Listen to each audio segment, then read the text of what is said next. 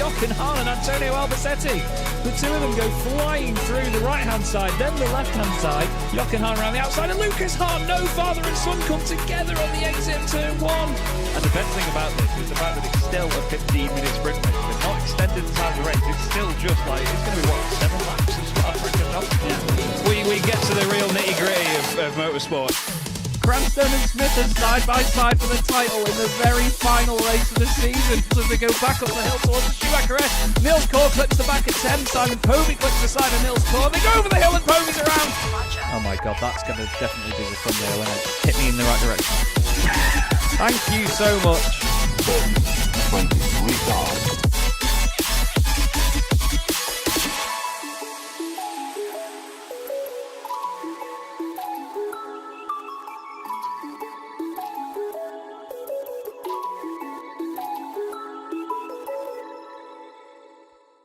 Racing isn't easy, but experiencing it is. iRacing puts you in the driver's seat with the industry's leading sim racing game. Drive on laser scan replicas of the greatest racing circuits from around the world. Go head to head against other drivers chosen by skill-based matchmaking to ensure competitive racing at every level. Compete across all your favorite series. In officially licensed cars, engineered to deliver the most accurate driving experience possible.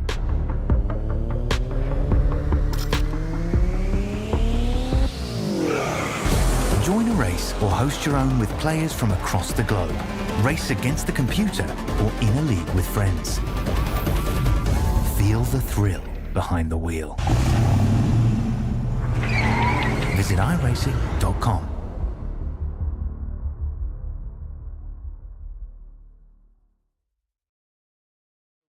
Finish. I think Dennis Melchett has done enough to win the last round of the championship and to win the title all in one fell swoop. It's a pretty boring car championship. Things are never chilled here. Honestly, the cars may be a bit dull, but wow, the racing certainly isn't. Fastest lap of the race now, Ben Lambert. Look at Andy Fox coming through the middle. He makes a little bit of contact. Dave Waldock is around and he's off on the grass. Brayfield tries to go right round the outside of Druids. You do not do that and get away with it very often. Takes the win in round 12. There's contact again. Fraser Smith and Dennis Melchett are off the circuit.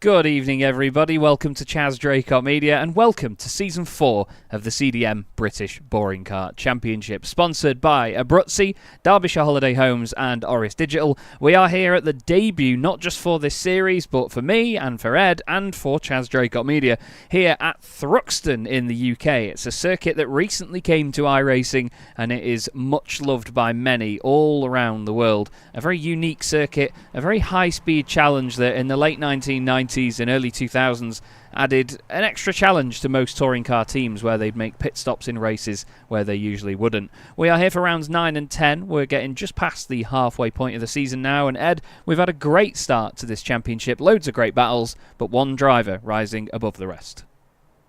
Yes, definitely. It's been a very exciting way to kick off the first half of the Chaz Draycott Media, the British Boring Car Championship. But yeah, like you mentioned, there has been one breakaway driver, and he put in, well, a very impressive drive, didn't he, last time at Snetterton. Jake Cranstone, who also actually in this practice session leads the way as the fastest of the bunch. Yeah, absolutely. As you can see here, he's quite far clear in the championship as well. 30 points ahead of Jean-Baptiste Maceda. He's having a fantastic run at the moment, and as you can see, he's having a fantastic run in the Mediocre Cup for Independence. But that point system there is really proving itself very, very well, because Morgan Burkhardt is ahead of the likes of Taylor Adams and Eric Manintveld in the championship by some distance in the overall standings, but he's actually behind behind them by quite a bit in the Mediocre Cup for Independents because they have their own point scoring system and it is very close. It's 10-8-6, 4-3-2-1, so they don't get a lot of points at all. In the Teams Championship, well, who is to know? There is only 11 points between the top 3 teams.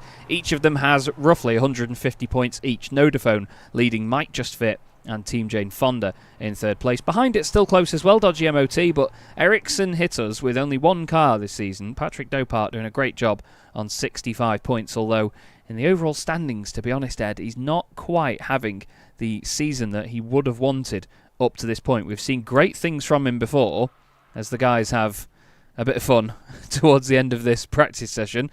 But yeah, Dopart, he's had a rough start to it. He's had the odd good result, hasn't he? He's had a podium here and there.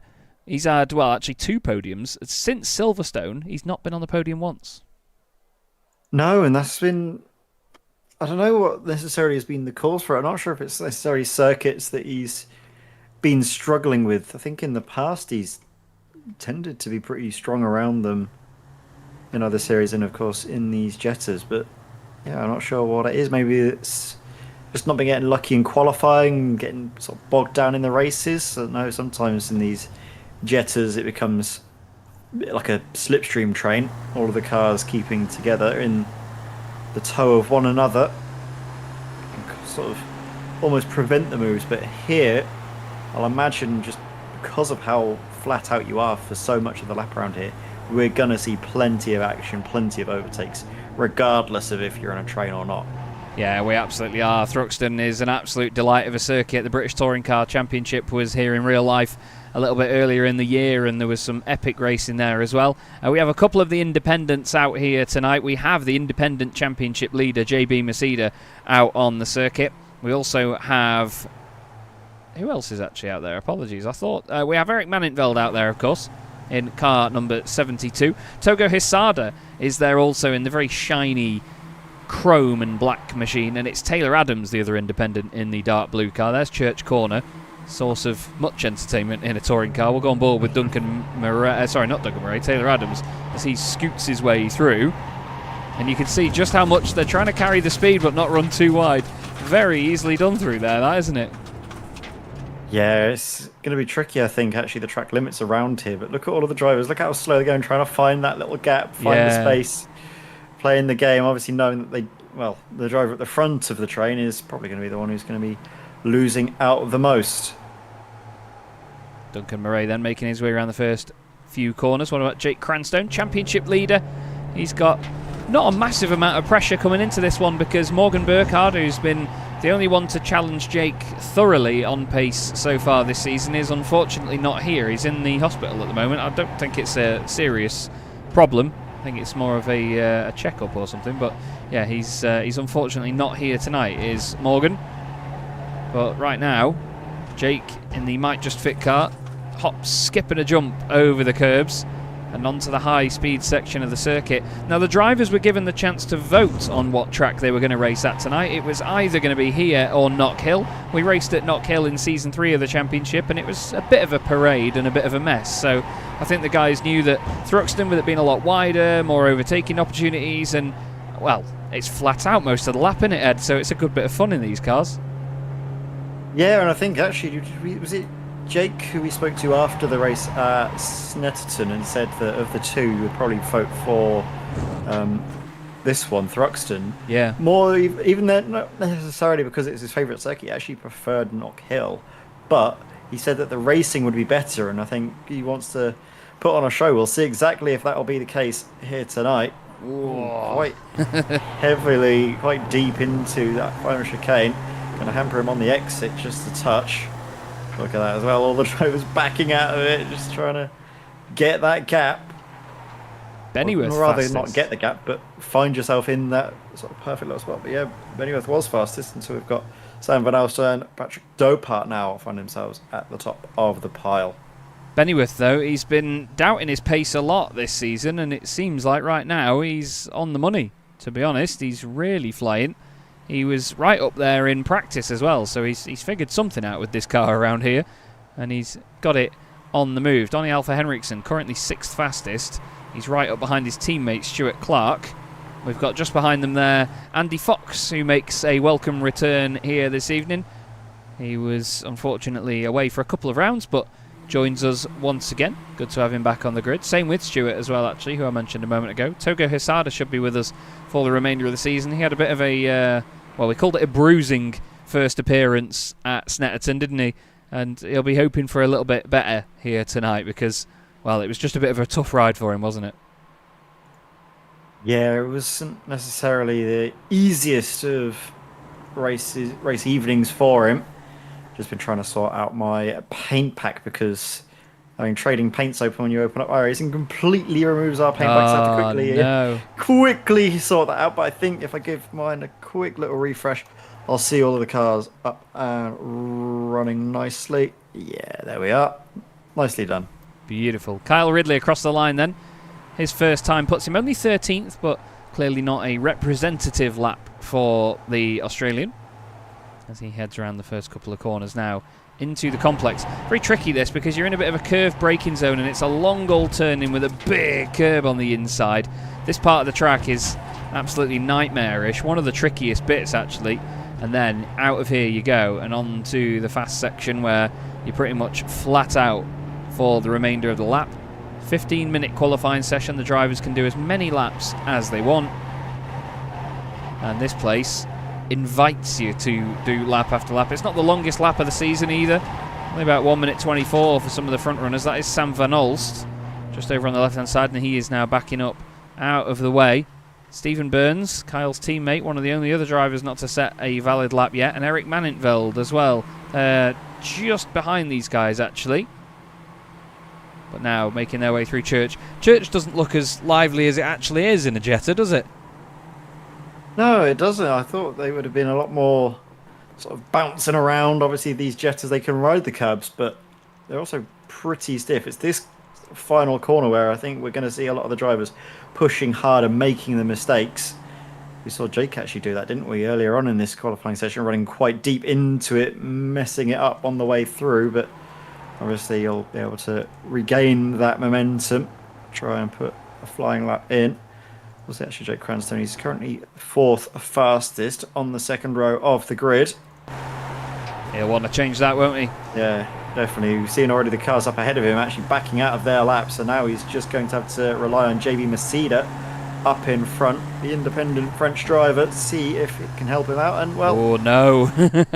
That's all the help that Jake's going to get for the rest of this lap. It is indeed. Well, let's not forget JB Masida also second in the championship outright, so he doesn't want to be giving any slipstream to the guy that is, well, the only car ahead of him overall. JB's having a fantastic season. 2 race victories, took a win back at Snetterton, and he took a win in race 2 at Silverstone as well. Other than that, he's never been on the podium. Flashing the brake lights there, moving out of the way of these guys. Good cooperation between them all. What about Taylor Adams? He's currently second in the independents in this qualifying session.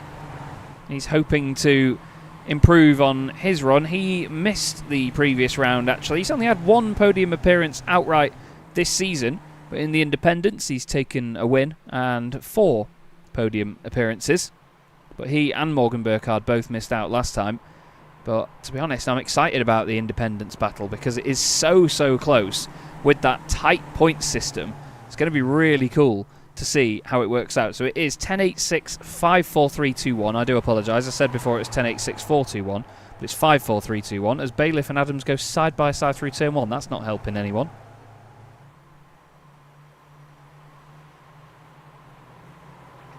Not quite sure why they were doing that, to be honest, but it is what it is. Certainly didn't help out Taylor. He decided to abort that lap instantly afterwards, didn't he? And is now slotted right in behind one of the might just fit across. Is that Cranstone? It is Cranstone there, just hiding in behind Jake for now is Taylor Adams. And I mean, there's certainly worse drivers you can try and follow, aren't there, around here? Yeah, 100%. There's certainly drivers not having an easy time of it at the moment. Aaron Smith has been unable to get a lap time in just yet. He's not even out there on the circuit. We've got a car off, which was Donny Alfa Henriksen, pushing a little bit too hard around that part of the track. He manages to recover. It looked like his teammate Stuart Clark also had a bit of a moment there. The 2 dodgy MOT cars wanting more from this.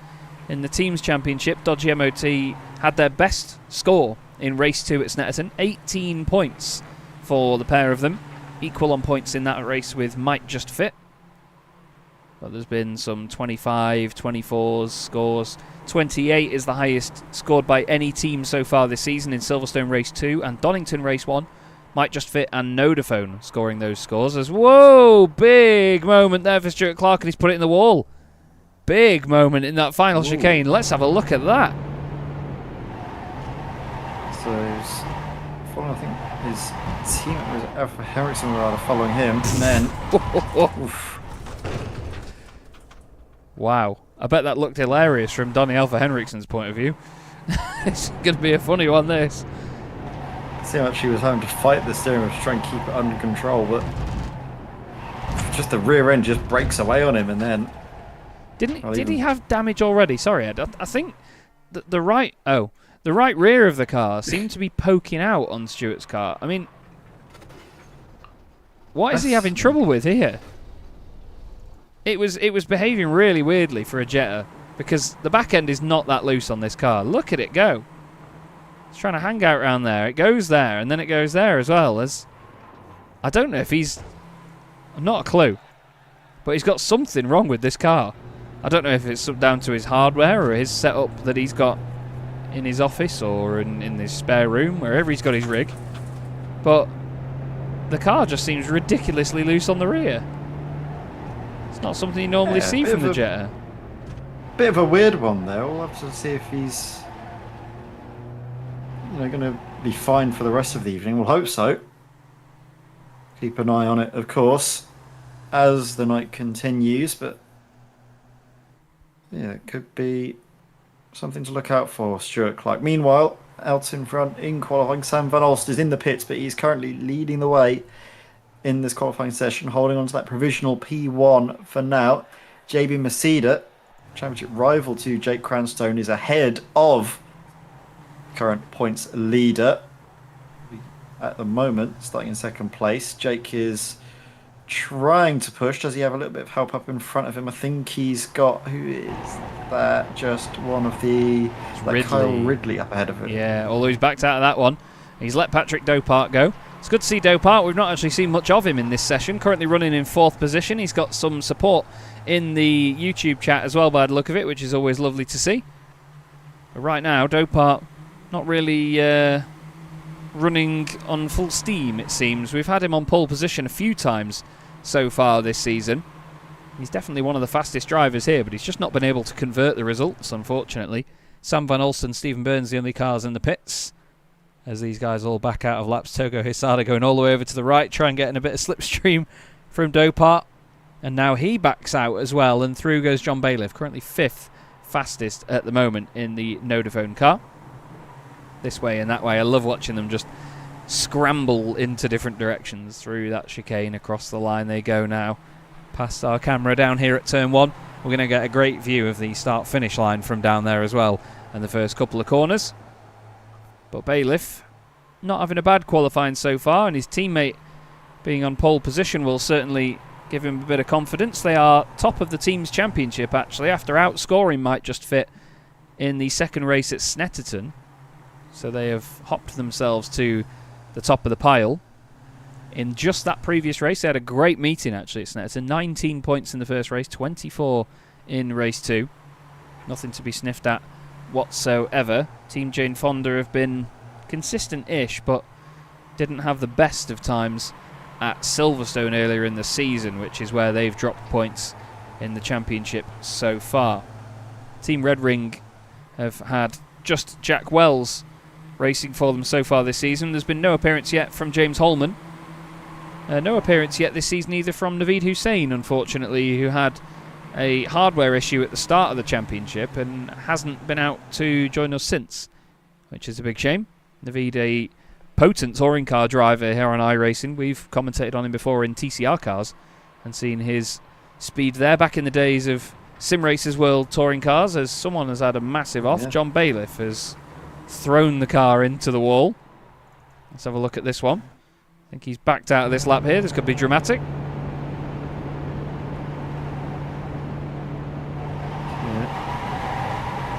Yeah. Turns in.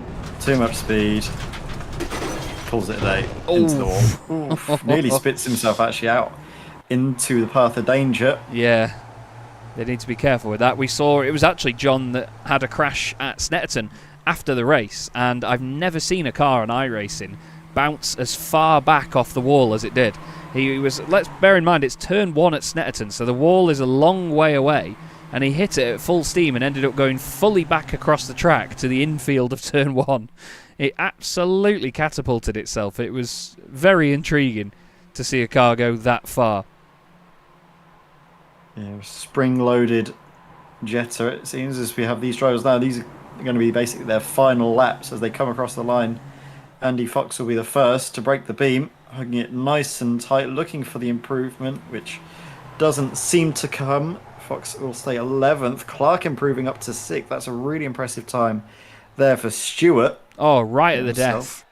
Right at the end, yeah, right up towards the sort of top half of the grid.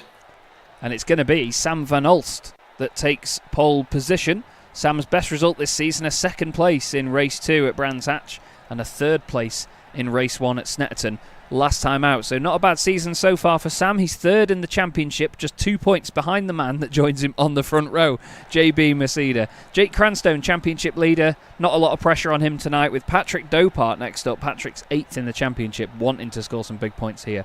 John Bailiff lines up alongside the aforementioned Stuart Clark on row 3, with Kyle Ridley and Taylor Adams on row 4. Then it's Ben Bennyworth and Donny Alpha Henriksen completing the top 10. Andy Fox lines up against Duncan Murray on row 6. Then we have Stephen Burns in 13th, Eric Manintveld in 14th position, Togo Hisada, car 15, P15, and Aaron Smith has decided to start from the back of the grid in this one. Didn't take part in qualifying, but he is there on the grid, ready to race with these wonderful drivers. And what a fantastic looking grid we do have, Ed. It's always a joy to see these boring cars lined up together, and here at Thruxton it's no exception. They look great there, don't they?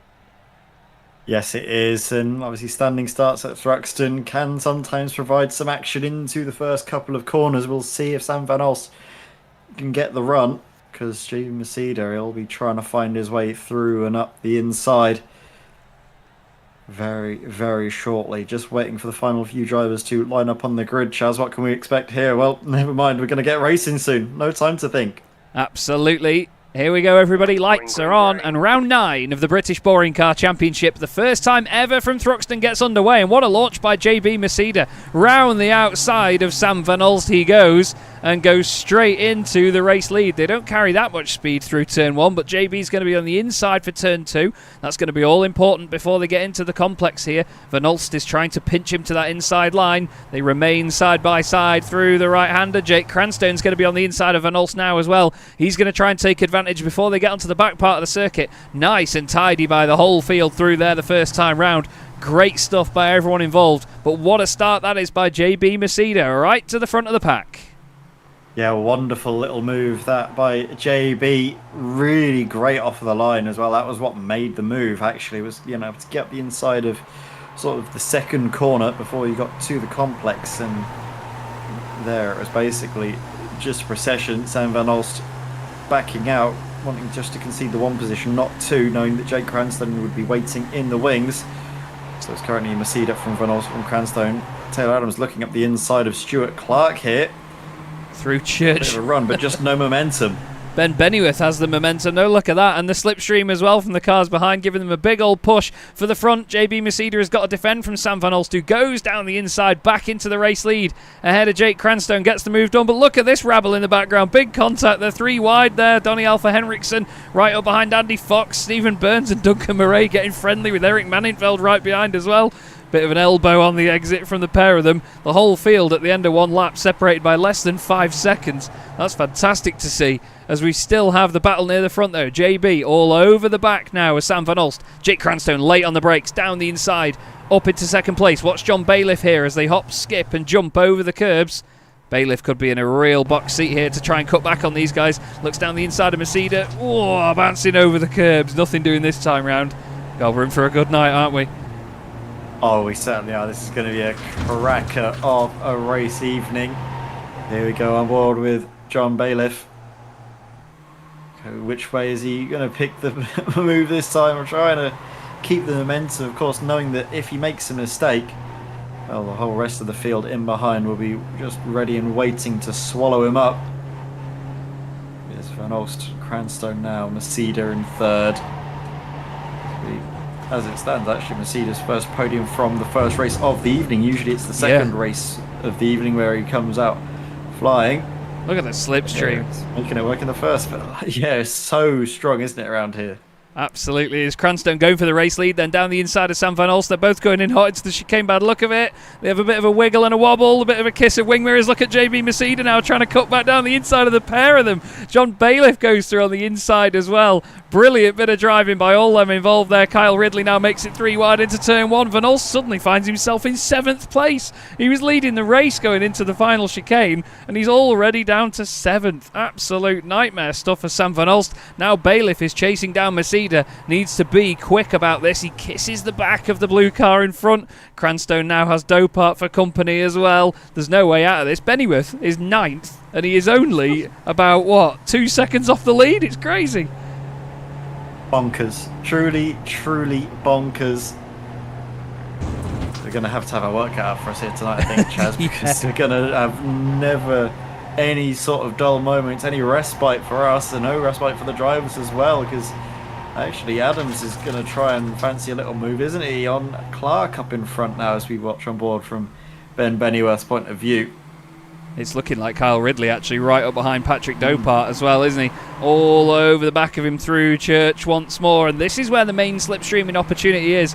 Up into the final chicane. We're going to see some changes for position right at the death of this race here. There's a gap back to Stephen Burns from Ben Bennyworth of about 2 seconds. That's what's really splitting the pack at the moment. Bailiff is being overtaken here by Cranstone, who doesn't want any part of it. There's contact, and the championship leader ends up sideways. Dopart's in there as well. They morph through each other a little bit. Oh, it got messy there, boys.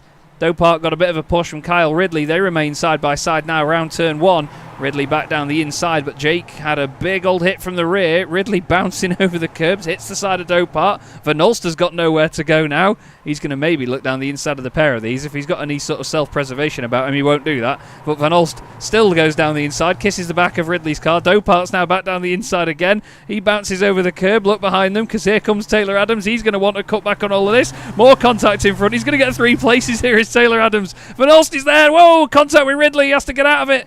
Back into the side of Van Olst. Goodness me, 3 wide again, Ed. It's never ending, is it? Here we go, Patrick Dopart trying his way through. Look at the dents on the front of all of these Jettas there, bumping and barging into one another. I don't think we're going to have any of these cars in one piece come the end of the race here tonight, because look at them all, just nose to tail, bump drafting, obviously out braking themselves as well. Patrick Dopart, he's getting shuffled about left, right and centre. Really is. Bennyworth there now side by side. Stephen Burns, you remember the last lap I said he was 2 seconds off this lot? Yeah, now he's not. He's right in the thick of it here. There's a change up further up the road. Jake Cranstone and John Bailiff were about to swap places, but Jake backed out of it. I think, again, just thinking, right, we need to get away from this group here. Bennyworth down the inside of Dopart. Drops another position, does Patrick. Oh, a bit of contact in the background there. I think Duncan Murray got elbowed out of the way. Togo Hisada, his sparring partner from Snetterton, comes back through. Whole field is only separated by about 6 seconds at the minute. It's absolutely nuts after the first few laps of this race. Great fawners. Oh, Alpha Henriksen off. Whoa, what happened there, Donny? We'll have a look. The GMOT car. Just a little bit of contact. Ooh. Very slight contact, isn't it? Because it's such an overreaction to the car. It's just, again, there's no weight at the rear end. So there's nothing really to stop it from getting moved easily. No, it was a proper touring car save, though, wasn't it? Just plant your foot, put a bit of oppo on, and you're all right. We need to go further forward, actually. We were just looking at Cranstone and Bailiff, and we need to go back on board with Jake as he now chases down the Nodaphone car. Jake could very easily just finish in the top 3 here and hold on to his championship lead from JB Masida. It may be a perfect scenario for JB because he's leading this race. He's doing everything he can do. But right now, to be honest, Jake, I mean, if he wants to do any damage preservation or, damage limitation, he'd get right up behind JB and just sit there. But look at that push that he's given John Bailiff there into the chicane. He's launched him like a cruise missile up to the back of JB. Side by side in the background here, Van Olst and Taylor Adams. Trying to sort that out in the chicane. It's a really difficult corner to get right lap after lap. Clark gives a hit to the back of Adams as well, trying to encourage him along. Ben Bennyworth is now in the picture as well. Goodness me, this is car identification gone wild. Yeah, it's trying to pick them all out in these fights, in these battles. But right now, pick out one. Oh, no, Ben Bennyworth's been pitched around into a spin. Whoa, where on earth are you going, son? Back onto the circuit he goes. How many positions does he need to give up? He's on the inside of Kyle Ridley. What was that about? Stuart Clark was the other car. I don't know if Ben just ran wide into him or what, but... Oh, they got glued together. I don't think Stuart's left enough room on the inside there, personally. Ben has gone absolutely steaming off the track. And he is... Well, still dropping down, actually. He must have got the mother of all slowdowns for that. You can see here, look, he's trying to serve it. We're going to stay with the replay. You can see Stuart Clark going past him just now. And he's still dropping places. To be fair, he's actually probably not still serving the slowdown. He's just getting back up to speed. Yeah, that's, again, the brutal thing about this circuit is because you're flat out for so much of the lap, if you're having to serve a slowdown, everyone else is just going to come steaming past you. There's nothing really that he could do about it. He's going to try and fight back to get inside the top 10, hope for a reverse grid pole position, but for now it's looking well, I mean, he's got pretty rough. He's got every chance, to be honest with you. I mean, he's only what? True. He's only 1.7 seconds off the top 10, and he's 14th, so he's well within his rights. He'll gain 2 seconds in one lap in the slipstream. You know what? When these guys said, "Oh, Thruxton will be great," I did not believe them. I don't particularly think Thruxton's great for a lot of racing, but in certain cars, underpowered cars like this, it really is. And I don't know why I didn't believe them. This has been a great night so far. We need to go to the front again because Jake Cranstone has not only got past the second-placed car of John Bailiff, but he has now got right up to the back of JB Masida, and he wants to deny JB that race 1 victory. Jake's had 3 race 1 wins this season: Donington, Silverstone and Snetton. In race 1 at Brands Hatch he finished 2nd, so he's got a pretty good record in race 1 of the night, and that's where he's been scoring a lot of points. They get the same points in both races though. It's a pretty savage system that means that you can benefit from the reverse grid and still score very highly, which is why the second race of the night is usually so frantic, because they know it's a good opportunity. Bailiff staying in 3rd place, 10 minutes to go. Still plenty of racing left to be done here at Thruxton. Andy Fox covers the inside on Patrick Dopart. Stephen Burns and the like are all queuing up behind to be a part of this as well. As Duncan Murray was off the circuit there in the background. He's cut the chicane and he'll have to slow down and give that up to Eric Mannenveld, I believe. Togo Hisada will be hoping to benefit from that as well, but we're right on board here with Stephen Burns now, trying to chase down Stuart Clark and what's left of Patrick Dopart's Ericsson Hittles car. It's been absolutely destroyed, that thing. Stuart tries to stick it to the apex. Look, Stephen's trying to set this up now to get a cutback, but he's gone a little bit early through that left-hander. Ooh, he needs to be very careful. It's so tough, isn't it? Because you're trying to get a run, but all the time you're trying not to obviously mess up the people around you and, you know, lose momentum as a result of trying to be one step ahead of the game. Yes, again, it's all about just trying to think about not necessarily where you're going to be at the end of this lap, but where you'll be at the end of the laps to follow, because of obviously just the momentum that carries through the whole of this circuit. Obviously it gets broken up a little bit by the chicanes at the end and obviously at the start of the lap, but so much of what's done before and after can affect those areas of the circuit as well. Cranstone, meanwhile, was going to be looking for a move on JB Masida. JB has that covered for now, but these front three definitely sort of breaking away from the pack in behind. I think thanks to Kyle Ridley and the assault that's been going on in behind him. Speaking of the assault in behind him, actually, it's Adams and Van Olst this time battling with one another. Van Olst's got to be, I think, pretty disappointed with the way his race has gone so far. Was in the, obviously, pole position, the prime spot to win this race, but sees himself some distance off of our race leaders and having to fight for 5th place. Yeah, there's been a few drivers that have gained a lot of places. I mean, Stephen Burns is the biggest mover. He's gained 5 spots from 13th on the grid. Andy Fox just there as well. He's gained 4 spots in this race. But Patrick Dopart and Stuart Clark, the 2 cars behind them, are actually the ones that have lost the most as well, 5 and 4 respectively. So Dopart, again, not having the start to his night that he would want. We've often seen that Dopart had a good start to his night and then a poor finish to it, but it's, well, the other way around at the moment, so we'll be hoping for a better race 2. But don't forget, top 10 will be reversed on the grid for race 2. So currently he's going to be on the front row with Stuart Clark if it finishes as is. But we have, well, not for the first time or the last time this season, an independent leading the race outright. Being an independent in the British Boring Car Championship doesn't really make any difference, to be honest. It just means that you're not fighting for a team. It's just you and you only. There's nothing else to consider or worry about. But JB, well, he's holding these guys off pretty well at the moment, isn't he? Yeah, he's doing a really sterling job, but obviously we don't know if the drivers in behind are maybe holding him back. Obviously, Cranstone and Bailiff, they're smart. They know how to play the game. They know slipstream is so potent around here. You don't necessarily want to be leading going on to the final race of this, or final lap rather, of this race. But also, to Mercedes' credit, he's dragging the basically all three of them away from fourth place. So JB's definitely there on merit and on pace for sure.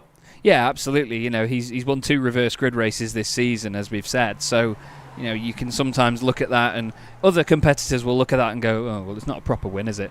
But you know what? He's actually turned up tonight and he's gone, you know what? I'll show him that I can do it in this first race as well.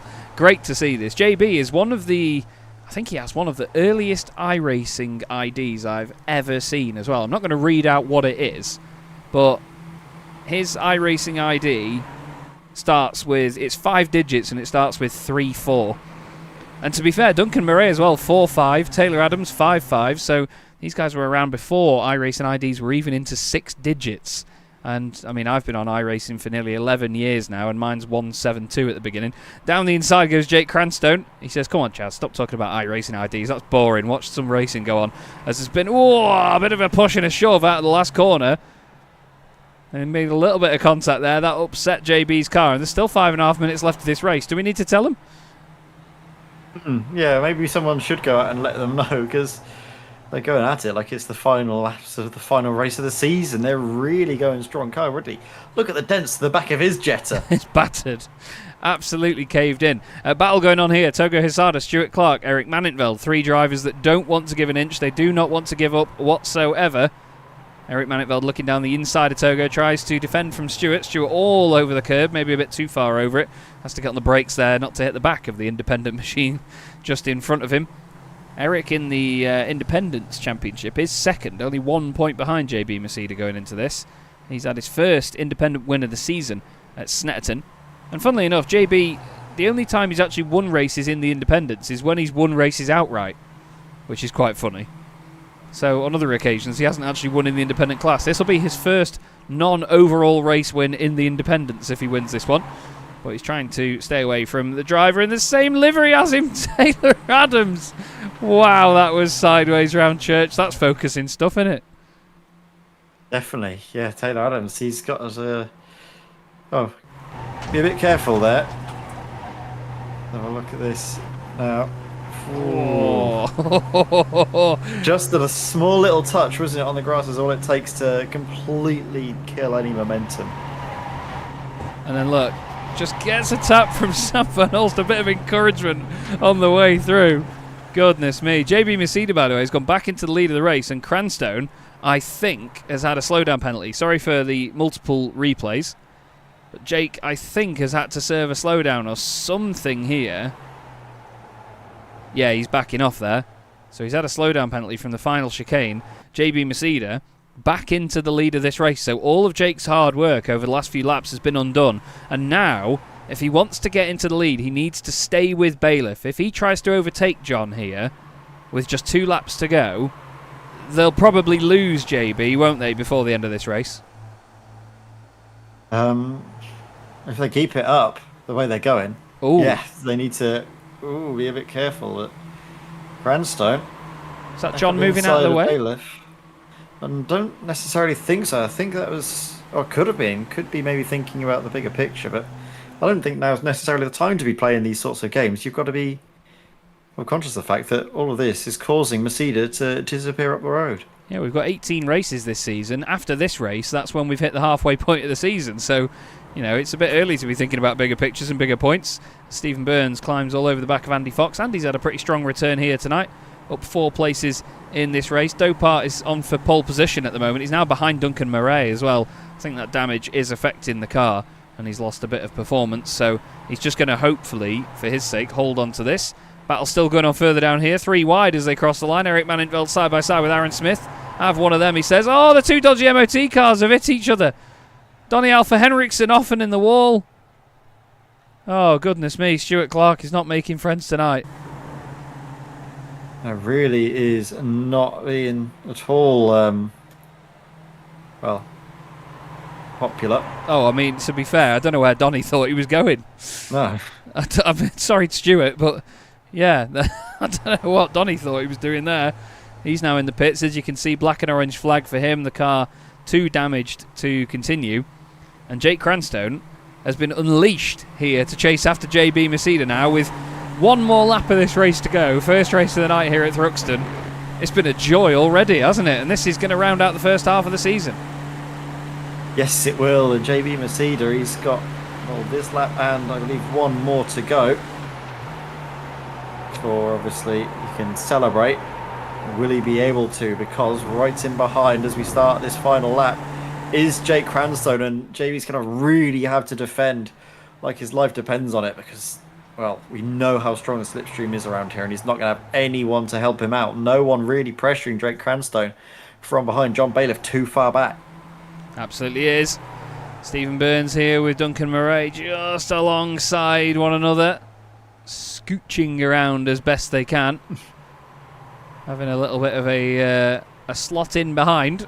Dopart still holding on to 10th place. Back to the front, though, on the final lap now. This is going to be the battle that we have to stick with.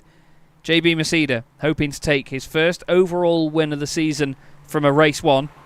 Jake Cranstone hoping to take his 3rd race 1 win of the season. This would mean that his worst result in the first race of the night all season has been a 2nd place. An incredible record by an incredible driver who currently leads our championship by 30 points.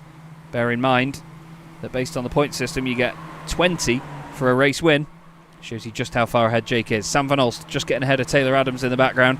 JB Masida, as long as he plays his cards right here, is on for an independent win. Just needs to keep it tidy now. Up to the final corner they go. Cranstone on the outside, Masida on the inside. Is Cranstone late enough on the brakes to do it? Tries to cut across in front of him into the chicane, and he's got it done. Fantastic stuff by Cranstone. Masida tries the cutback, tries to go this way, then the other. He's going to be on the inside to the line. It's going to be a run to the line, and it's Cranstone who takes the win. Brilliant result. John Bailiff in 3rd place. It's a win in the class for JB Masida. Taylor Adams just beats Kyle Ridley across the line. More battles further down. Ben Bennyworth just misses out on beating Patrick Dopart to 10th position. And wow, a busy, busy race indeed. The whole field in the end separated by less than 18 seconds. But Jake Cranstone, once again, absolutely pivotal performance for him. A great, great result that as well, Ed, actually, for Nodaphone as well. The pair of them finishing 3rd and 4th. Great for the team's championship, that. Yeah, really, really good race that. All around, I think it's fair to say. It's a very impressive drive. Jake Cranstone timed that to perfection, stayed in waiting, but credit to JB Masida as well. It was never easy for Jake, was it, to get that victory? He had to work very hard. Yeah, very, very hard indeed. Let's have a look at the results then of round number 9 of the British Boring Car Championship in its 4th season, sponsored by Orris Digital, Derbyshire Holiday Homes and Abruzzi. Jake Cranstone takes the win, just over a 10th of a second ahead of JB Masida. John Bailiff in 3rd position. Sam Van Olst finished 4th, like I say, great points for Nodaphone. Taylor Adams, 2nd in the independents there with Kyle Ridley in 6th. Andy Fox, welcome back, in 7th. Duncan Murray, 8th place for him. That's his equal best finish of the season. And he scored that other 8th place, actually, in round 1 ages ago. Stephen Burns, 9th in that race with Patrick Dopart finishing in 10th position. That's the 3rd time this season he's finished 10th, and that will put him on reverse grid pole. He's just ahead of Ben Bennyworth, who finished in 11th. His best result of the season so far is 10th, so he was nearly there. Togo Hisada actually ends up with a podium in the independents. Well done to him. Stuart Clark, 13th, ahead of Eric Maninveld, 14th, and Aaron Smith, 15th. Donny Alpha Henriksen out of the race. So, It's that usual part of the night where Ed and I the crowd's going mental down there for some reason. Ed and I will just go quiet for a few minutes. We're going to have a quick break while the warm-up session is on, and we'll be back with you in a moment here on Chaz Draycott Media for round number 10 of the British Boring Car Championship.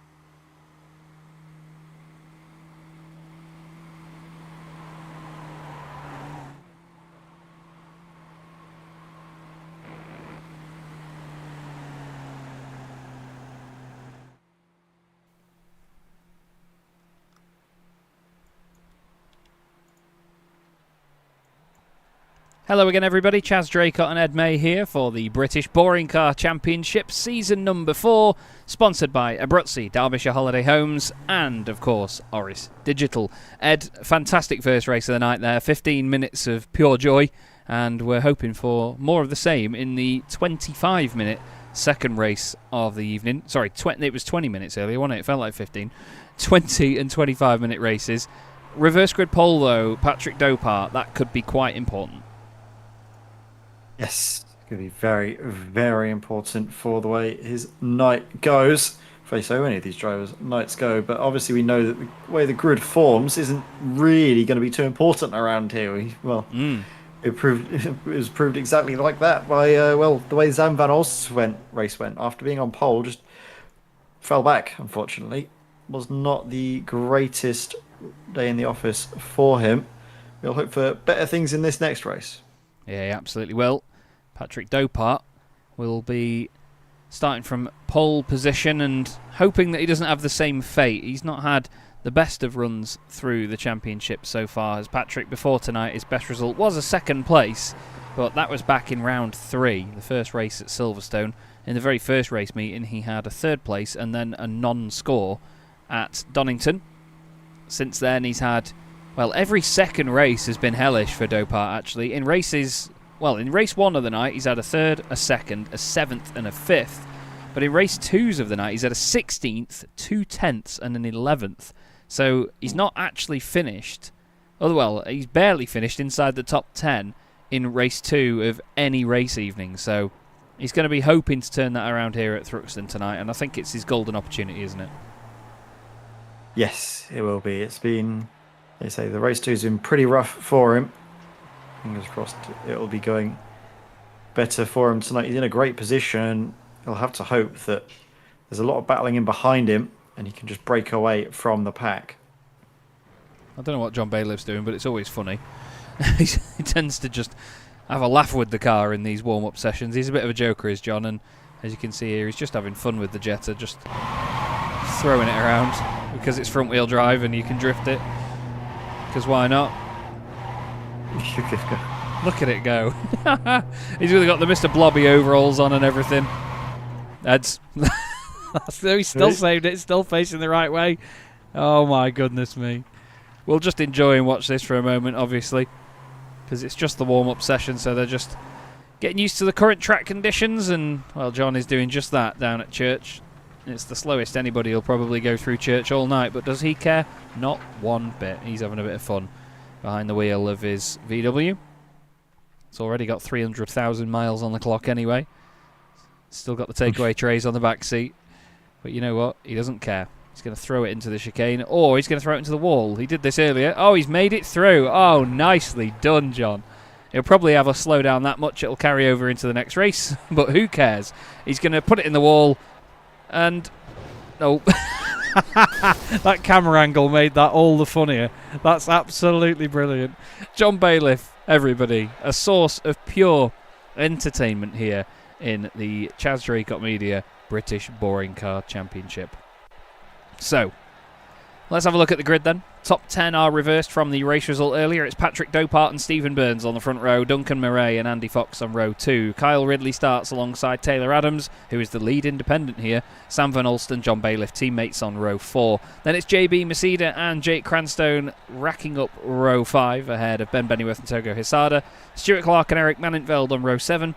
Aaron Smith and Donny Alfa Henriksen, who was not too pleased with his result earlier on, Ed. He's starting at the back of the grid here, and to be honest, he's got quite a bit of work ahead of him to try and salvage some points from this one. He's had a pretty good run so far through the championship, but this will be tough.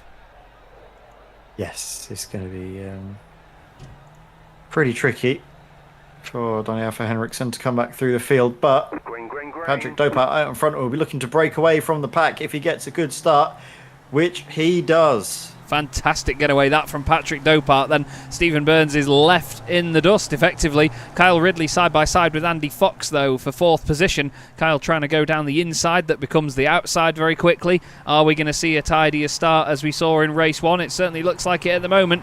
Great stuff by everybody. The 2 Nodaphone cars sort of sandwiched in the middle. A little bit of contact there between Ridley and Fox, I think, but they get away with it as they all now head through the right-hander on the exit of the complex. They now go on to the high-speed part of the circuit for the first time, but Dopart did everything right there and kept his race lead from pole position. Little bit of lean in there between Andy Fox and Sam Van Olst, but it's not something we've not seen before. No, it's definitely not. It's been just a little bit of touring car paint swapping. Nothing untoward there. Sam Van Olst looking to really make up for the disappointing first race of the evening after that amazing pole position. Oh, that got close there between Foxy and Taylor Adams. Sorry, I held my breath for a moment there as John Bailiff now ends up side by side with Taylor. John finished 3rd in the first race, so he'll be happy. And to be fair, we say Sam Van Olst had a torrid race. He started on pole position. He still finished 4th, so it wasn't horrific, but obviously starting from pole, you want to win. There's a bit of contact there on the way in. Taylor Adams running deep. John Bailiff gives him a bit of a kiss and a tag on the exit, says, come on, I want a bit more room than that, sunshine. And look who wants to benefit from both of these guys. Jake Cranstone, opportunistic as ever. Teammates in the background there having a fight. Stuart Clark and Donny Alpha Henriksen both hit each other in the first race of the night. Stuart ran a little bit deep into turn 1 and Donny was put into the wall. But no love lost here as they continue on fighting with Aaron Smith. Donny throws a move up the inside of his teammate, bounces over the curbs. Oh, big bit of contact there. Again, I don't know where Donny thought he was going to go. Stuart Clark elbowed out wide there. Yeah, that was, well, certainly elbows out against Stuart Clark there. Donny Alpha Henriksen. Wood there. It's a great move up the inside. But yeah, his teammate, but I just don't know where he expected Stuart to go there, though. Oh well, teammates hating teammates. It all gets looked at afterwards. Patrick Dopart will be hoping that he doesn't have to look at any of this afterwards. He just wants to drive away and win the race. He's got right now Stephen Burns right behind him. Duncan Murray, 3rd position. That's where he started on the grid as well. His best result of the season before this was an 8th place. So if he can hold on to a position like this throughout the next 22 minutes, he'll be very happy. But it's a big ask with a field as competitive as this and a field that is going to be as close as this around Thruxton here tonight. You get the sense that he's taking it a bit easy through there, don't you? And it certainly worked out for him. yeah, it certainly has. Duncan Murray got some great momentum there. A little downshift carries the momentum through, way out to the white lines. It's kind of what you really need to do around here, is it minimise the amount of steering angle, stop scrubbing the speed and just drive it through. He's obviously opened out, well, got slower into that corner to open out subsequent run. Momentum through, and Burns is struggling a little bit here. Dopart's actually managed to break away just a touch out in front. Yeah, he's just made that little small gap work for him. Andy Fox is on the back of this train. Car behind them is Jake Cranstone, so Andy's going to be hoping that he can at least cling onto the back of this and Jake will not close up. He's 1.1 seconds off, but the thing is, Jake isn't under pressure himself. He is also 9/10 ahead of John Bailiff, so doesn't sound like much, but he doesn't really have to worry about any pressure at this stage. So Andy just needs to use the slipstream. Big lift through Church, but look at the momentum it's gained him there. And obviously he's going to be in the slipstream. He's got 5 cars to choose from now in front of him. 200 kilometres an hour in the Jetta. The head gasket will be rattling off the underside of the bonnet. And listen, Andy backing out nice and early there. Duncan Murray looking down the inside of Stephen Burns. Burns and Ridley have got a great chance to score some good teams points here if they think about this. Foxy giving Van Olst a shove, and look at that. He's propelled him into 4th place already. Great stuff. There we go. This is brilliant, isn't it? Van Olst flying up the order. Pushing hard, trying to get a podium back. Could even get the race victory. It's not miles away, is it? 20 minutes and, well, 22 seconds to go. And all basically of a sudden, a full race 1 remaining. Sorry, Ed, but Jake Cranstone, after saying that Andy didn't need to worry about him, before I know it, Andy's been overtaken by him without us even seeing it. Jake just slid on through down the inside, and all of a sudden now, Jake is part of the conversation for the race lead, and he's in 6th place, and he's 2 seconds off, but that's just the nature of this circuit here tonight. Stephen Burns, 2nd position, trying to hold off Jake's teammate, actually, Duncan Murray. Team Jane Fonda are the reigning teams champions, and they will want to mount a charge against the Nodaphone guys who scored big in that last race with a 3rd and a 4th place. That would have gotten them 25 points, which, to be fair, is the 2nd highest score we've seen from any team all season. There's been no 1-2s yet this championship, which would net a team 35 points. The most that's been scored in one race by a team is 28, and Nodaphone and Might Just Fit have both done that once each over the course of the season. But look at the whole field here. If we just look at the positions, look how closely compressed the whole field is, considering they've got that whole circuit to go about their business. They've got, well, probably a few 100 metres between them all. What is the gap? Yeah. 7.5 seconds back to Aaron Smith, and that's the whole field. Brilliant. Yep. There were 16 cars, those 7 seconds. Absolutely amazing. That's actually less than an average of half a second a car. Yeah. That's mad. Pretty crazy stuff. But that's how these Jettas like to race, isn't it, Chaz? It's very rare we see races won by more than a few cars' lengths. Yeah, absolutely. And certainly be having the case here tonight. I used to keep a spreadsheet actually in the British Boring Car Championship part of my Google Drive. I still have it. I've just found it. And I found the largest winning margins. I used to write them down. I don't think I completed it for Season 3. Annoyingly, my brother was the driver with the most career points in boring cars. My brother remains to be the only driver that's won every possible championship. He won the Independents Championship, and then the following season he won the Drivers' Championship outright and the Teams' Championship at the same time. The biggest winning margin was back in Season 1, Round 6. Josh Rayfield won by 9 seconds. That's the biggest margin we've ever had a race won by. The biggest margin to an Apex award was just won by Patrick Dopart, though. He's got a whole host of white and red machines crawling around all over him. He's going to get swallowed up by this lot. Ends up putting Kyle Ridley in the wall as they head down the start-finish straight. Jake Cranstow down the inside of his teammate. Careful, boys, this could get really feisty. Sam Van Ulster's got the view here as Stephen Burns has leapt into the race lead. It's all change everywhere we look, isn't it? Sam Van Ulster did lose a position, now he's gained one back, now he's losing it again. It's side by side between himself and Duncan Murray.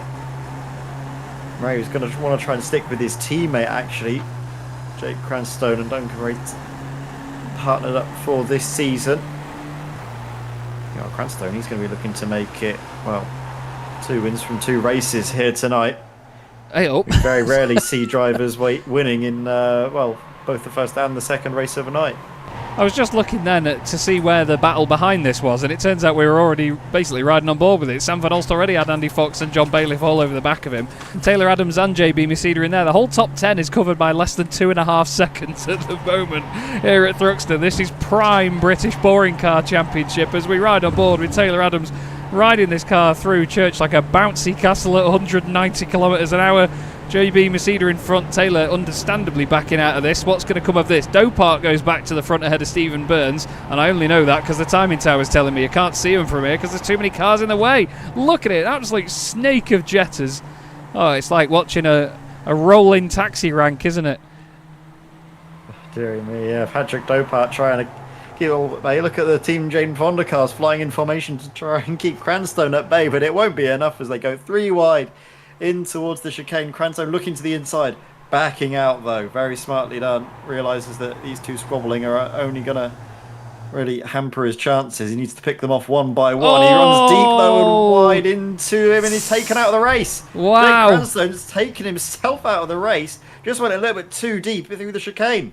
Unbelievable stuff. Jake Cranstone makes a very uncharacteristic mistake, and it costs, it costs a lot more than that. JB Mesida and John Bailiff bouncing off each other through the left-hander. Duncan Murray losing space as a result of that.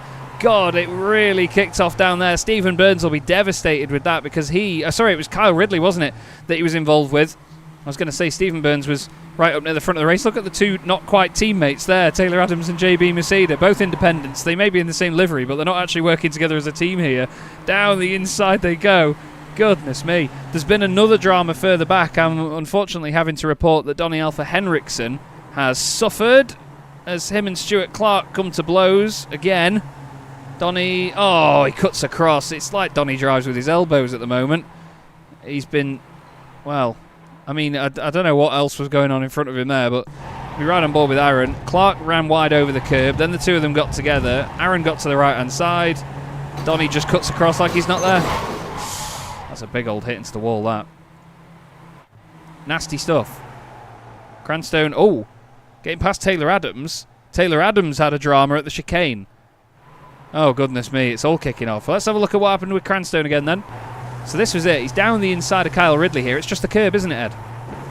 It just bounces over the curb, which sends him out wide into Kyle Ridley. There's one touch, then there's two, and that's the second one that with Cranstone off the road and needs to, well, fight back through the field. But, well, he's found himself into a little bit of a fight. He might be able to try and claw his way back into some more strong points. This was Taylor Adams.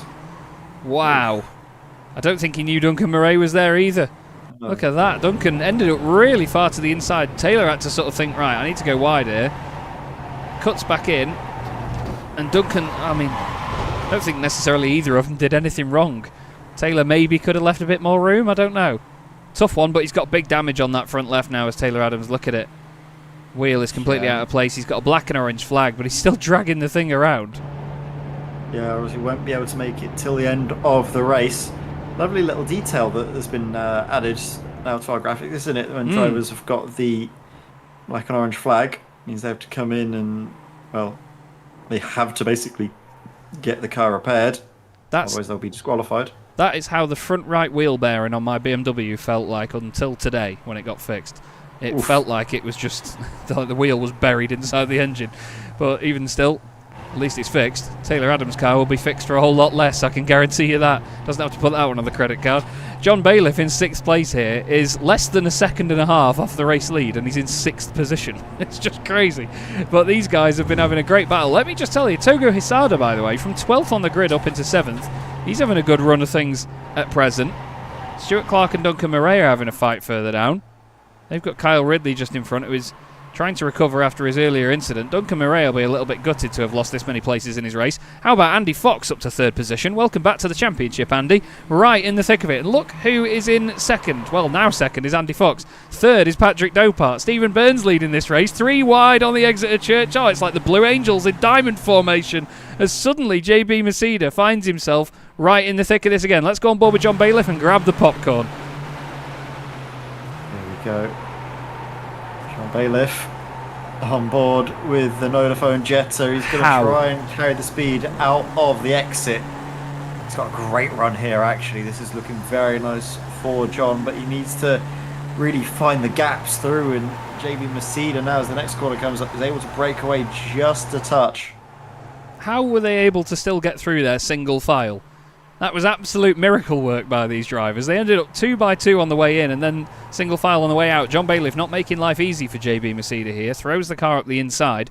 Makes a bit of a meal of it over the curbs. Stephen Burns, though, what a race he's having. Right up to the front. 2nd on the grid at the beginning of this one. And he finds himself right in the mix.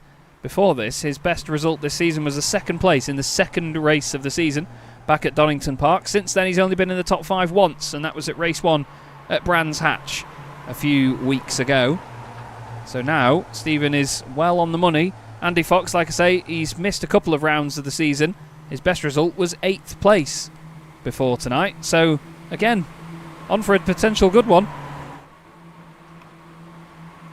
Yeah, this could be very impressive here. This race is already shaping up to be quite wonderful, but is there a bit of bump drafting going on there actually between Fox and Dopart? I think Dopart was, well, maybe trying to, but instead actually finds himself slotting up the inside now. Dopart back up into 2nd place, searching for that race victory. Ooh. Right now Burns hanging on, and Dopart goes actually a little bit too hot through the chicane, and he's going to, after all that hard work, lose out on that 2nd place again. Yeah, Andy Fox going back through now. Back on board with John Bailiff. Nearly contact between Foxy and Dopart. Oh, Van Olst on the right-hand side as well. They go 3 wide, nearly back into the complex once again. They're breaking early on the right-hand side. Bailiff goes through, round JB Masida, round the outside of his teammate. No, there's contact. Vodafone off. Vodafone cars into one another. Togo Hisada says, go on then, I'll have some of this as well, boys. But Sam Van Olst, oh, after they're getting one of the best scores of the season for a team in that first race, the two of them make contact. Oh, dearie me, gents. It all went to pot. Here we go. This was the replay of it all. Just, oh, yeah. Again, it's the curbs, Chaz. It's always the curbs. Yeah, I don't know, if it was a little bit down to John Bailiff not quite leaving enough room on the inside, because look where he ends up here. He really squeezes Sam to that, and as soon as they get hooked together, well, unfortunately, the Belgian has got no chance whatsoever of saving that. Togo Hisada's having a great race, by the way. 6 places gained for the Independent. He's second in the Independents, and he's only about a second off JB Masida. It's only his second race meeting with us. He's doing brilliant. The Japanese driver, it's very early in the morning where he is, I think. Would it be? Yeah, it would be, wouldn't it? Very early in the morning. But that's if he still lives in Japan. But, yeah, the Japanese driver's doing a great job. Yeah, let's hopefully see him continue on with this great turn of pace. I'm keeping my fingers slightly crossed for Patrick Dopart in a way here, and Andy Fox. I really like both of them, but I think Dopart needs it more than anyone else right now, doesn't he? With how his season's been and his race 2s, he's not scored higher than 10th place in a race 2 all season. He's currently in 2nd place on for what would be 15 championship points. That will help him out massively. He's right in the thick of it as well. Coming into tonight, he was only 11 points off 4th in the championship, and he was 8th.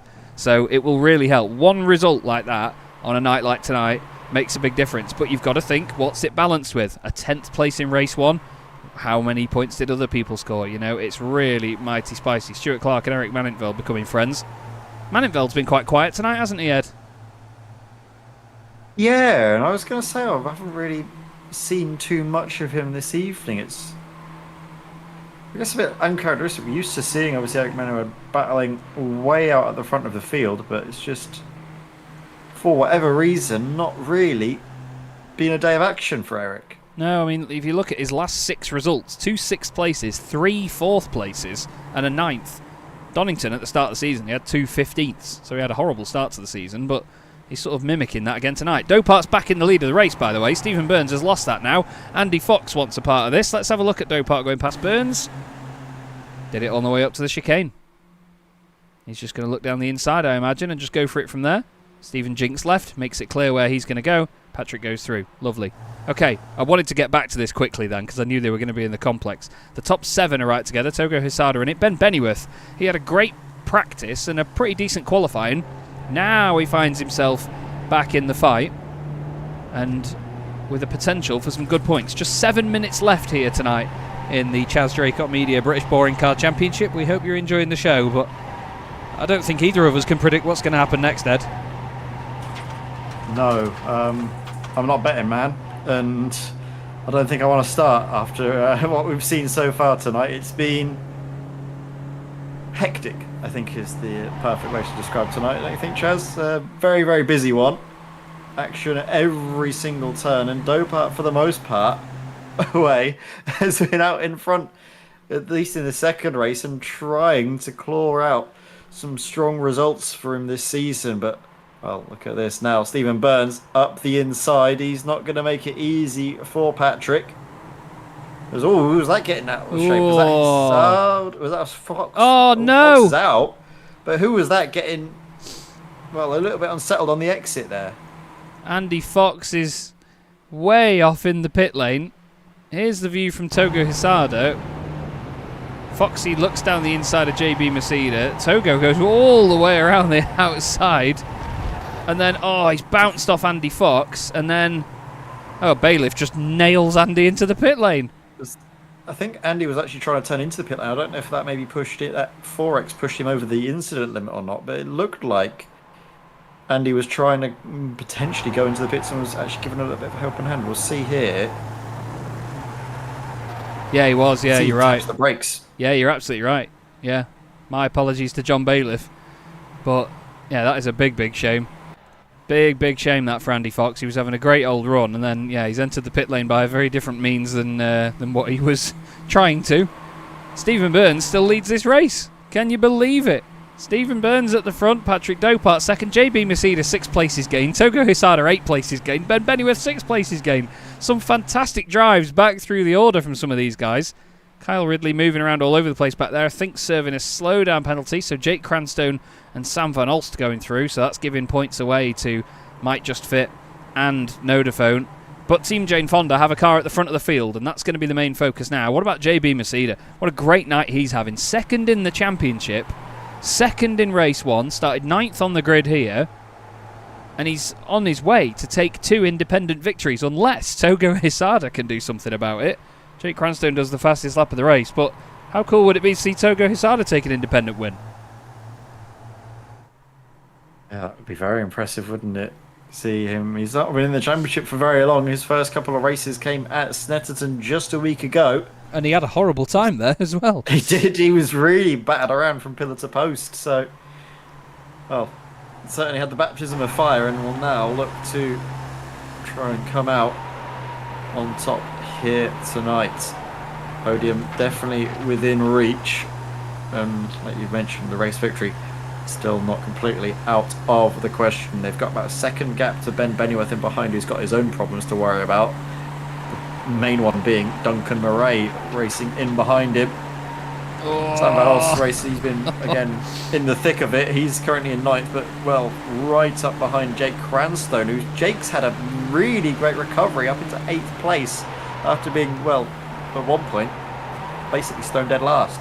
I thought Togo was just about to throw himself off the road there. The car was so sideways coming up to the chicane. JB Masida gets a great run on Patrick Dopart. Patrick seemingly struggling out of that final chicane. Togo moving around a lot behind these guys, showing a bit of flamboyance as well with his driving. Great to see it as he watches the battle of the 2 dark blue cars right in front now. JB squeezing Patrick to the inside. Doesn't need to do it. Tries to now get onto the brakes down the inside. Togo wants to try and get a cutback on one of these guys. You can see him now trying to set this up as whoa! They go very wide through the left-hander at the complex, and Togo's going to get it, surely. Surely he's going to get past at least one of them. He gets past Masida, side by side now with Dopart, and Togo Hisada goes up into second place, and with that takes the lead in the independents. Look at Ben Bennyworth coming through as well. Fantastic opportunism by both the independent and the Team Netcode driver. Wow, that is very, very exciting there. Ben Bennyworth pushing hard. And now that battle for the lead has somewhat disappeared as Stephen Burns clear and with 1 second gap to those in behind. Togo Hisada, though, he's gained 10 places so far this race to get up to where he finds himself at the moment. And he'll be looking to he's trying to fend off Patrick Dopart, who can still sense a first chance at a race victory this season, doesn't want to let it slip. Oh, he's let the car slip though, and there's contact, and he's out of the way. He ran wide into the side of Togo Hisada, and that has all but put pay to a race win. Well, I don't know, actually. He's only down in 9th to, obviously, Patrick Dopart. JB Masida's just had, I think, contact with Togo. Has he had a black flag or something? He just lost a lot of ground there. What was that about? Oh, look. So this is Togo, overtaken by JB. Oh, I think JB got a slowdown. Yeah, he got a slowdown and he had to get out of it. So that gives the lead back in the independents to Togo Hisada. Fantastic. 10 places gained, like you say. What a drive. But would you look who's third? Jake Cranstone. After being up there before, fighting with Kyle Ridley, having an incident with Kyle Ridley. For context, Kyle is in 10th. And Jake has managed to claw his way back up the order and managed to get back into 3rd position with a lap to go. That is why Jake leads this championship. It's just incredible intuition to make his way through the order, and I barely noticed that he got above 7th. And now he's going to go for 2nd. I mentioned that he'd had a great recovery drive when he was in 8th, I think, and now in the space of 2 minutes, he's suddenly found himself up in 2nd place. And how does he get the car stopped like that as well? Like, he just swooped around Togo Hisada. And now look, Sam Van Olst trying to get the better of Duncan Murray. There's dents in all of these cars. They're all absolutely battered here tonight. Patrick Dopart back down in 9th position. But we've forgotten about one key driver here, Ed, and that is this man, Stephen Burns, off in front at the moment in the Team Jane Fonda car. He's got just this lap to complete, and he could be on course for his first win of the season here in the British Boring Car Championship. Ben Bennyworth having a good night as well. Togo Hisada on for an overall podium and an independent win. He's going to want to hang on to that. And then you've got a load of the stalwarts behind him. Kyle Ridley, Patrick Dopart, Duncan Murray, John Bailiff as well. Sorry, this is Duncan's first season with us, but I've seen his name that much, so I believe he's a stalwart of the championship. But right now, most of the field is still very close together. Fantastic racing here tonight from Thruxton, though. Yeah, it's really, really strong across the board. Togo Hisada, Jake Cranstone having some great races. Obviously, I think Togo Hisada's performance has always taken the shine off of Jake Cranstone's, but let's not forget, it's been a brilliant performance from Jake, and despite being, 14th at one point, Yeah. suddenly seeing himself come through for what is a very impressive second place. I think Stephen Burns is just too far out of touch as they come through the chicane for the final time. But what a race that was. And actually, I don't know. He's going to try it at the line. I think he's going to get this, you know. Jake Cranstone's side by side with Stephen Burns. Burns wins it. It's a photo finish. The top 4 separated by less than a second. Burns wins. Cranstone second. Hisada takes his first win of the season in the Independents. JB Masida second in class, 4th overall. Ben Bennyworth, a great drive from him as well in 6th position. Goodness me, that was so close at the flag there. Let's have a look back at this once more, Ed, as we go up above. Stephen Burns, he must have just taken it easy through that last chicane. Must have been. Let's have a look here. Stephen Burns just a little bit out of shape, and look at the run from Cranstone. Oh, it's ever so close, but Did he tap the brakes there, did Cranstone? it was a flash, wasn't there? I wonder, did Jake get a slowdown? Did Jake get a slowdown for that? And did he need to serve it or something before the end? Are we going to see a penalty for Jake that puts him down the order? We'll see when we check the results in a second. But I don't know if he's gone a little bit too hot there. He went for it, didn't he? Flipping heck, he went for it. That is so close. He must have had it, but for whatever reason, it must have just cleared before he got to the line. But it was so close. 0.48 seconds is what it's showing at in my sim. I see. 0.048.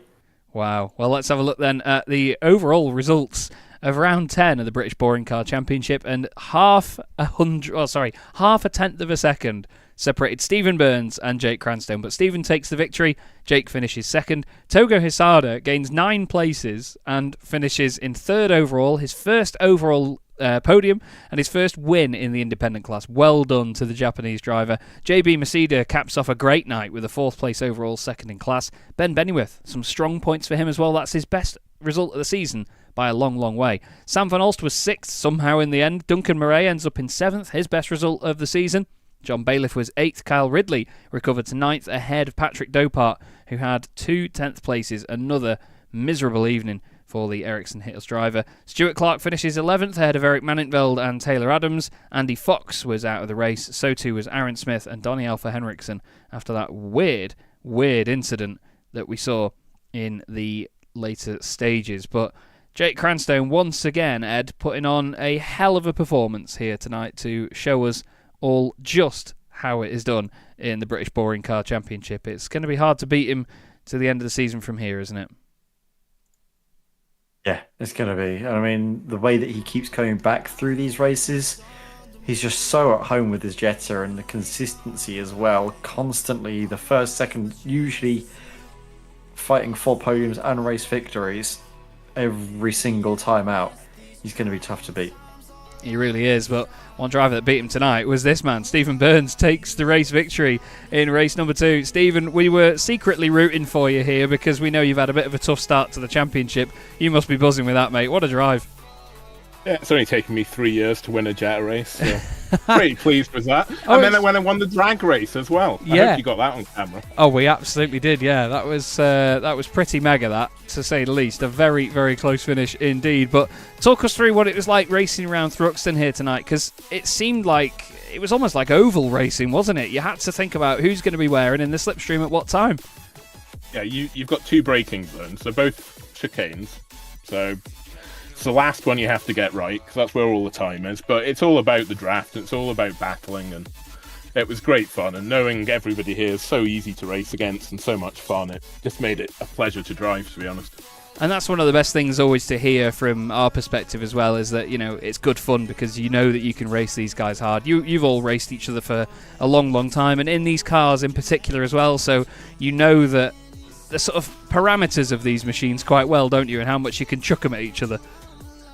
Yeah, you can chuck them at each other a lot better now since they updated it. But yeah, it was great fun. Like, even in race 1, I was battling with Duncan and Andy, I think, and very clean, very good fun. And then race 2, Patrick definitely wanted to win that one.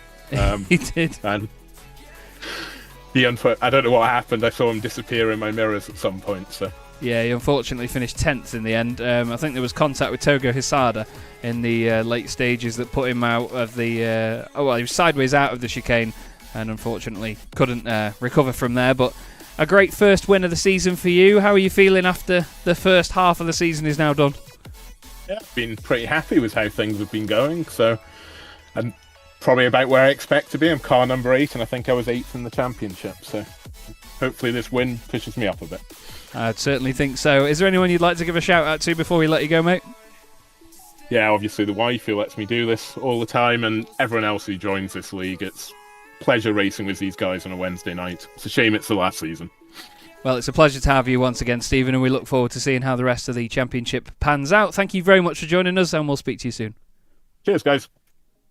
Cracking stuff. Stephen Burns there, having a very busy night and taking a race victory. A driver that I'm delighted to have in the commentary box with us to have a chat with is Japanese driver Togo Hisada. Togo, I'm so sorry if I've been saying your name wrong this whole time. First off, how are you and how was tonight for you? What a result.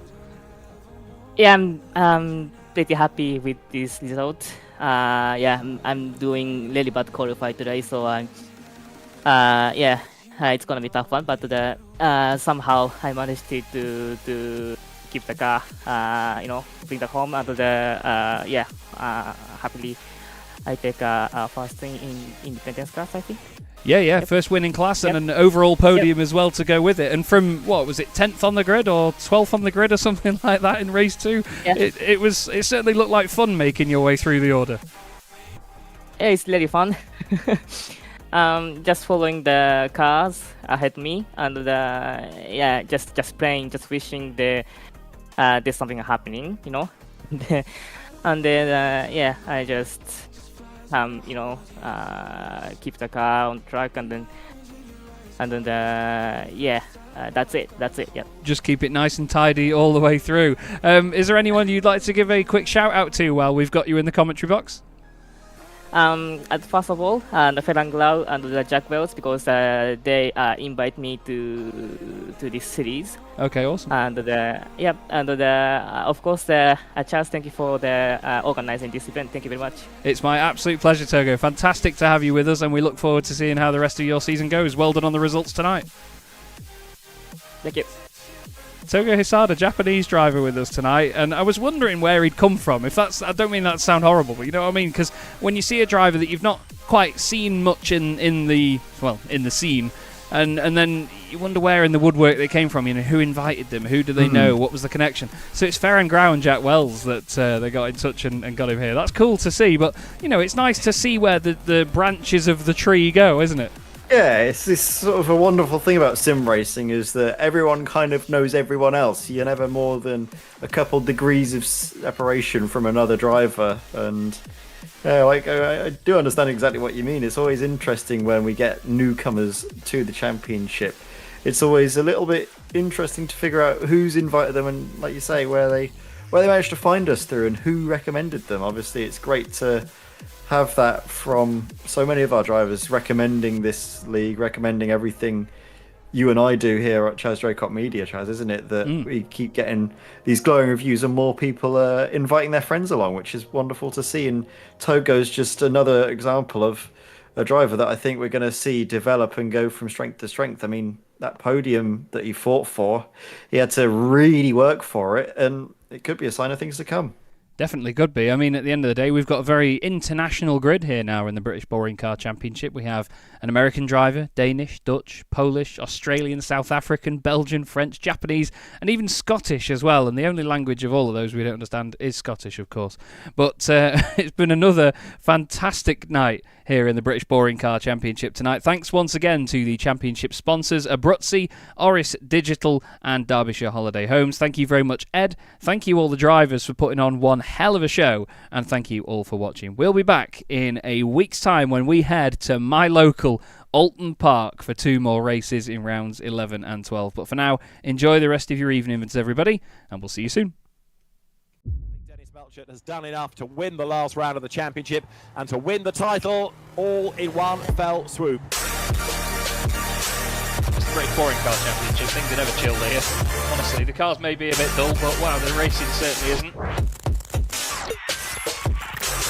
Fastest lap of the race now, Ben Lambert. Look at Andy Fox coming through the middle. He makes a little bit of contact. Dave Waldock is around and he's off on the grass. Rayfield tries to go right round the outside of Druids. You do not do that and get away with it very often. Takes the win in round 12. There's contact again. Fraser Smith and Dennis Melchett are off the circuit.